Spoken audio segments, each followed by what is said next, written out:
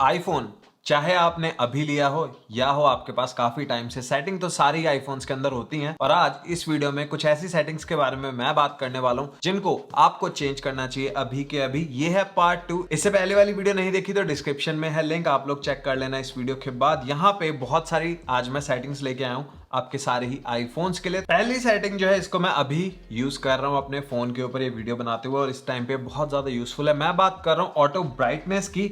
अब यहाँ पे जो ऑटो ब्राइटनेस है मैं हमेशा कहता हूं कि आप लोगों को ऑन ही रहने देनी चाहिए, क्योंकि काफी ज्यादा फायदे रहते हैं। जब आप धूप वगैरह में जाते हो ब्राइटनेस अपने आप एडजस्ट कर लेता है आपका फोन, बट कई बार ऐसे सिनेरियोज होते हैं जहां पे आपको खुद कंट्रोल करना होता है, मैनुअल कंट्रोल चाहिए रहता है ब्राइटनेस का। अगर ऑटो ब्राइटनेस ऑन होगा तो आप चाहे उसको डिम करो तो वो अपने आप ब्राइटनेस को बढ़ा देगा। तो इसको सही करने के लिए जो मेथड है वो काफी डीप एप्पल वालों ने डाला हुआ है। तो अगर आप ऑटो ब्राइटनेस को ऑफ करना चाहते हो तो आपको सबसे पहले जाना है सेटिंग्स में। सेटिंग्स में जाने के बाद आपको जाना है एक्सेसिबिलिटी में और उसके बाद आपको जाना है डिस्प्ले एंड टेक्स्ट साइज के अंदर।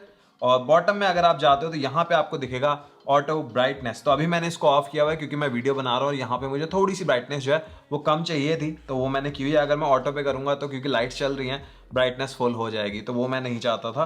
तो ऑटो ब्राइटनेस आपको मिल जाएगी एक्सेसिबिलिटी के अंदर। इसके बाद एक चीज जिसके आप बहुत ज्यादा क्वेश्चंस आते हैं वो है बैटरी हेल्थ को कैसे सेव करें, बैटरी हेल्थ को कैसे मेंटेन करें। तो बैटरी का भी एक आपके लिए मैं ट्रिक लेके आया हूँ, यहाँ पे सेटिंग लेके आया हूँ। तो आप अगर जाते हो बैटरी के अंदर और यहाँ पे आपको दिख रहा होगा बैटरी हेल्थ एंड चार्जिंग, इसके अंदर चले जाते हैं और उसके बाद आपको दिख रहा होगा चार्जिंग ऑप्टिमाइजेशन। तो यहाँ पे 3 मेथड मिल रहे हैं। अगर आप 20 to 80% के बीच में अपनी बैटरी को रखते हो, चार्जिंग की मैं बात कर रहा हूं, तो वो बेस्ट मानी जाती है। अब यहाँ पे काफी सारे मेथड हैं। जो पहला मेथड है ऑप्टिमाइज बैटरी चार्जिंग, इसको मैं पिछले 1 साल से यूज कर रहा हूं। ये बेस्ट रहता है। यहाँ पे होता है क्या है कि आपका फोन जो है आपके पैटर्न को समझ लेता है कि मान लीजिए आप रोज रात को 10 बजे बेड पे जाते हो, आपने चार्ज पे लगाया, सुबह 6 बजे उठोगे तो ये 5 बजे तक जो आपकी फोन की बैटरी है उसको 80 पे रखेगा। जब 1 घंटा रहेगा तब उसको फुल चार्ज कर देगा ताकि आपकी बैटरी के ऊपर ज्यादा असर ना पड़े। बट क्योंकि जैसे मैंने पहले कहा 80% तक अगर आप रखोगे तो वो बेटर रहती है। तो अगर हम 80% लिमिट पे कर देते हैं तो ये बेस्ट है बैटरी हेल्थ को मेंटेन रखने के लिए, अगर आप चाहते हो कि ज्यादा से ज्यादा देर रख पाओ। और यहाँ पे एक चीज ये भी है कि चाहे आपने 80% लिमिट पे रखा हो, वंस इन अ वाइल आपका फोन जो है फोन को एक बार 100% तक चार्ज करेगा बैटरी को अच्छे तरीके से ऑप्टिमाइज करने के लिए। तो आपके ऊपर है, अगर आपको बैटरी हेल्थ ज्यादा चाहिए तो आप 80% पे भी रख सकते हो, बट मैं आपको सजेस्ट करूंगा ऑप्टिमाइज बैटरी चार्जिंग, यही मैं यूज करता हूँ। बट जिन लोगों को बहुत ज्यादा नर्वसनेस रहती है बैटरी हेल्थ को लेकर, वो लोग रख सकते हैं 80% पे। और अब यहाँ पे अगर हम आ जाए वाईफाई के अंदर, यहाँ पे आपको एक चीज दिख रही होगी आस्क टू जॉइन नेटवर्क्स, इसके अंदर चले जाते हैं। ये जो है आपको ऑप्शन रखना है ऑफ। यहाँ पे क्या होता है, कई बार आप बाहर होते हो पब्लिक में तो आपका जो फोन है ऑटोमेटिकली पब्लिक जो वाईफाई है उससे कनेक्ट हो जाता है, और वो मैं आपको सजेस्ट नहीं करूंगा क्योंकि सिक्योरिटी थ्रेट्स होते हैं, वहां पे आपका डेटा वगैरह लीक हो सकता है। तो वहां पे आप चाहो तो नोटिफाई कर सकते हो या आस्क कर सकते हो कि आपको बता दे या आपसे पूछ ले कि मैं कनेक्ट करूं या नहीं।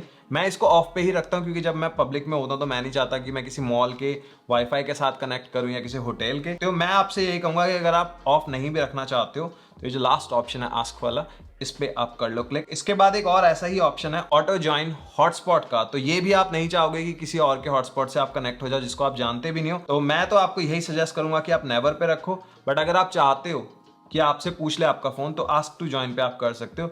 ये जो फीचर्स हैं बहुत छोटे छोटे लगते हैं बट आपके फोन की सेफ्टी के लिए काफी ज्यादा इंपॉर्टेंट है, तो इनको डेफिनेटली आपको चेक कर लेना है। और इसके बाद अगर चलते हैं सेलुलर के अंदर, बॉटम में जब आप आओगे यहाँ पे आपको 2 चीजें दिखेंगी, iCloud ड्राइव और iCloud बैकअप। इसको आपको कर देना है ऑफ, क्योंकि अगर ये फीचर्स ऑन होंगे तो iCloud ड्राइव है या iCloud बैकअप जो है आपका फोन सारा टाइम बनाता रहेगा, चाहे वो वाईफाई के ऊपर ना भी हो। अब आप लोग बोलोगे कि भाई मेरे पास तो अनलिमिटेड डेटा है, मेरे को कोई दिक्कत नहीं है डेटा की, तो अगर ये यूज कर रहा है बैकअप के लिए तो मुझे कोई प्रॉब्लम नहीं होगी। बट दिक्कत ये है कि जब आप बाहर हो, आपके मोबाइल नेटवर्क को आपका फोन यूज करेगा बैकअप बनाने के लिए iCloud पे, तो वहां पे बैटरी यूज हो रही है, बैटरी उतनी जल्दी ड्रेन होगी। तो मैं यही सजेस्ट करता हूं कि आपको इनको रखना है ऑफ, ताकि जैसे ये घर आए, घर आते ही जो बैकअप है वो स्टार्ट हो जाए, क्योंकि घर पे आपके पास चार्जिंग भी रहती है और आप सेफ रहोगे। मैं नहीं चाहता आप बाहर हो और आपकी बैटरी जो है वो ड्रेन हो जाए। तो ये जो दोनों ऑप्शन है इनको रखना है ऑफ। और इसके बाद ये सेटिंग है उन लोगों के लिए जो लोग आई मैसेज बहुत ज्यादा यूज करते हैं, क्योंकि व्हाट्सएप पे जो फोटोज वगैरह उनकी क्वालिटी कई बार खराब हो जाती है। आई मैसेज यूज करने का एक बहुत बड़ा रीजन ये रहता है कि जो भी आप मीडिया शेयर करते हो वो फुल क्वालिटी में जाता है, वहां पे बिल्कुल भी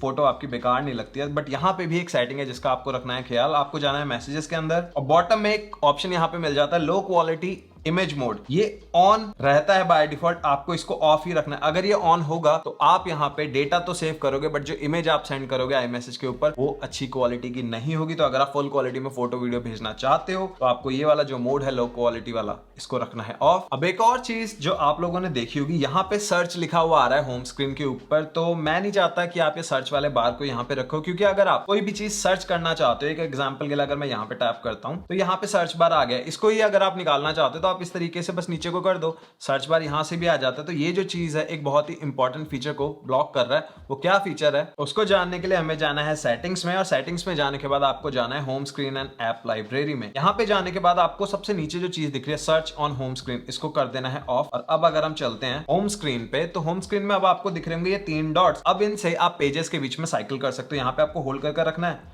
और इस तरीके से आप एक से दूसरे ऐप वाले पेज के ऊपर जा सकते हो। तो ये बहुत ही यूनिक चीज है, ये मिस हो जाती है जब आप वो सर्च वाला बार लगा के रखते हो। और अगर आप इस पे होल्ड कर रखते हो तो यहाँ से पेजेस भी आ जाते हैं, इनको आप हाइड अनहाइड भी कर सकते हो, ये भी चीजें हैं। तो ये सारे फीचर वो सर्च से चले जाते हैं। और अब अगर आप कोई भी चीज सर्च करना चाहते हो, आपको बस नीचे को ऐसे करना है और सर्च बार आ गया है। तो ये जो चीज है काफी ज्यादा लोगों को नहीं पता है, बट आपको पता होनी चाहिए। और उसके अलावा अगर हम सेटिंग्स में ही चलते हैं और यहाँ पे जाते हैं तो एक चीज और भी बता देता हूँ। वैसे तो ये बहुत कॉमन नॉलेज वाली चीज है, बट शायद कई लोगों को नहीं पता होगी। अगर हम सेटिंग्स के अंदर आते हैं और होम स्क्रीन ऐप लाइब्रेरी में जाते हैं, तो यहाँ पे जब आप न्यू एप्स को डाउनलोड करते हो और आपने ऐप लाइब्रेरी ओनली किया हुआ है, तो वो जो ऐप है वो आपको यहाँ कहीं भी नहीं दिखेगी, वो आपको दिखेगी ऐप लाइब्रेरी के अंदर। और आप परेशान हो जाओगे कि ऐप गई तो गई कहाँ। तो आपको सेटिंग्स में जब भी आना है, होम स्क्रीन के अंदर जाना है, तो उसको ऐड टू होम स्क्रीन करना है। और इसके बाद एक और चीज आपको स्क्रीन के ऊपर दिख रही होगी, मैं अपने फोन को सारा टाइम ही साइलेंट मोड के ऊपर रखता हूँ। और यहाँ पे क्या चीज रहती है, आपको ये बेल आइकन दिख रहा होगा, यहाँ से आपको पता चल रहा है कि ये साइलेंट मोड पे है। तो अगर आप चाहते हो इसको रिमूव करना तो ये बहुत ही इजी है। आपको जाना है साउंड्स एंड हैप्टिक्स के अंदर और यहाँ पे आपको दिख रहा होगा शो इन स्टेटस बार, इसको आपको कर देना है अनचेक, ऑफ कर देना है। अब जो बेल है आपकी वो चले गई है, फोन जो है वो मेरा साइलेंट मोड पे ही है। और इसके बाद हम चलते हैं ऐप स्टोर के अंदर, यानी कि सेटिंग्स के अंदर जो ऐप स्टोर वाला कॉलम रहता है वहां पे चलते हैं। अब यहाँ पे ये जो चीजें हैं क्या करती हैं वो बता देता हूँ। ऐप डाउनलोड्स वाला जो फीचर है इसको मैं ऑफ रखता हूँ, क्योंकि मैं नहीं चाहता कि जो मैं एप्स अपने फोन के ऊपर इंस्टॉल कर रहा हूँ वही दूसरे डिवाइसेस के ऊपर भी अपने आप इंस्टॉल हो जाए। क्योंकि अगर ये फीचर ऑन रहेगा तो वही सेम चीज होने वाला है, जो भी डिवाइसेस सेम एप्पल आईडी के साथ होंगे तो उनके ऊपर जो भी ऐप मैं इस फोन पे इंस्टॉल करूंगा वो हो जाएगी। तो वो मैं नहीं चाहता, तो मैं इसको रखता हूँ ऑफ। उसके अलावा अगर आपके पास डेटा की कमी है तो ऐप अपडेट्स जो है इनको भी आप ऑफ ही रखो, क्योंकि क्या होगा अगर आपने इसको ऑफ नहीं किया हुआ है तो जितनी भी एप्स हैं उनके अपडेट्स बहुत फ्रीक्वेंटली आते हैं, बहुत ही ज्यादा आते हैं आईफोन के अंदर, तो वो अपने आप इंस्टॉल होते रहेंगे, आपको पता भी नहीं चलेगा और आप सोचोगे यार डेटा गया कहाँ, अभी तो 1 GB था। तो आप इनको ऑफ रख सकते हो। इसके अलावा यहाँ पे एक और चीज है, सेलुलर डेटा के ऊपर ऑटोमेटिक डाउनलोड्स, आपको कर देना है इसको ऑफ। अगर ये ऑन है तो आपका सेलुलर डेटा अगर आपके पास लिमिटेड है बहुत ही जल्दी खत्म हो जाएगा, आपको पता भी नहीं चलेगा। आप यहाँ पे ऑप्शंस भी सेलेक्ट कर सकते हो कि ऑलवेज अलाउ कर दो, कि उसको पूछने की कोई जरूरत नहीं, वो ऑटोमेटिकली डाउनलोड कर ले, या पूछ ले आपसे एक बार डाउनलोड करने से पहले अगर वो 200 MB से ज्यादा का साइज है और आप मोबाइल डेटा यूज कर रहे हो। तो मैं तो इसको ऑफ ही रखूंगा। उसके अलावा एक चीज जो बहुत ही ज्यादा मैं आपको सजेस्ट करूंगा वो है इन ऐप रेटिंग एंड रिव्यूज, तो इसको आपको करना है ऑफ। क्योंकि यहाँ पे होता है क्या कि जब भी आप किसी ऐप के अंदर हो, आपने देखा होगा वहां पे एक कॉलम सा आ जाता है कि हमारी ऐप को रिव्यू कर दो, do you like the experience, ये वो, तो वो चीज नहीं आएगी अगर आपने इसको ऑफ किया हुआ है। तो आपको ये जो इन ऐप रेटिंग एंड रिव्यूज है इसको कर देना है ऑफ। अब लास्ट सेटिंग की बात करूं तो ये आप सबने फेस की होगी एक प्रॉब्लम कि जब आप कॉल पे होते हो और आपको स्क्रीन ऑफ करनी होती है, आप ये लॉक बटन दबाते हो और उसके साथ ही कॉल जो है वो डिस्कनेक्ट हो जाती है। तो बहुत गुस्सा आता है उस टाइम पे कि करें क्या, किस तरीके से इस चीज को हम सॉल्व करें। तो उसके लिए आपको जाना है एक्सेसिबिलिटी में, एक्सेसिबिलिटी में जाने के बाद जाना है टच में, और यहाँ पे आपको एक ऑप्शन दिखेगा prevent lock to end call, आपको इसको कर देना है ऑन। और इस ऑप्शन को ऑन करने के बाद जब भी आप कॉल पे होगे और आप ये लॉक बटन दबाओगे तो यहाँ से आपका फोन की जो स्क्रीन है वो ऑफ हो जाएगी, बट कॉल डिस्कनेक्ट नहीं होगी